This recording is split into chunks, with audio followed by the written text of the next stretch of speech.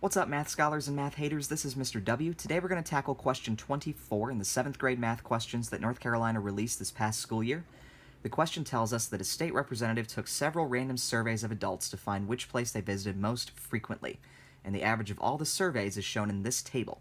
We have the zoo, where 31 people visited, museum, 14 people, park, 17 people, aquarium, 8 people, and we're supposed to look at this table and see which of our answer choices tells us a conclusion that we can reasonably draw.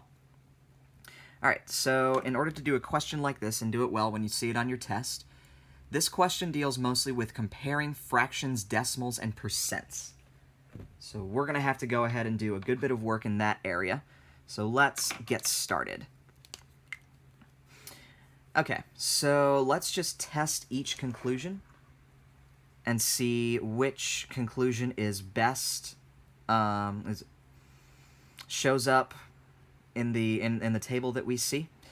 So let's start with, on average, 50% of the adults visited the zoo most frequently. So the way we're going to figure that out is we're going to take 31, we're going to divide it by our total people, and then we're going to multiply that by 100.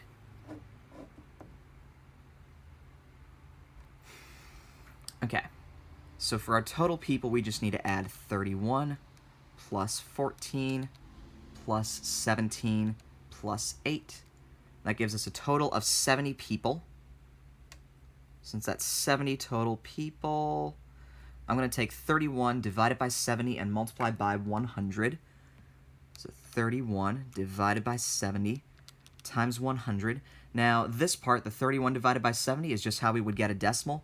The times 100 actually lets us see that it's 44.28%.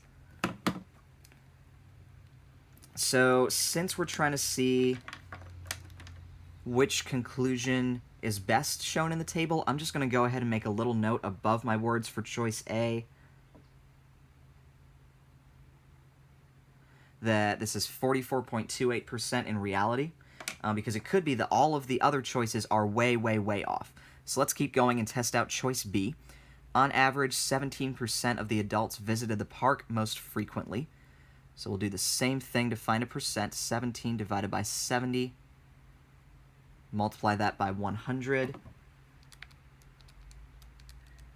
17 divided by 70 times 100 equals about 24.28 or 29%. I'll make a note of that here.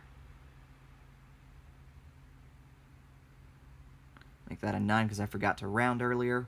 My bad.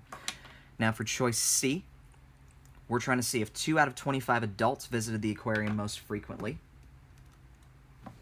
2 out of 25 is 0.08 or 8 hundredths.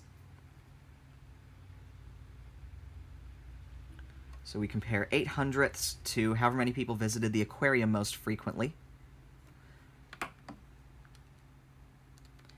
And that's 8 divided by 70. We don't need to find the percent because we have a decimal to compare that to, and that's going to be about 11 hundredths. 0.08 or 8 hundredths versus 0.11 or 11 hundredths. And finally, for choice D, 2 out of 10 adults visited the museum most frequently. 2 out of 10, same thing as 2/10, will just give us 0.2.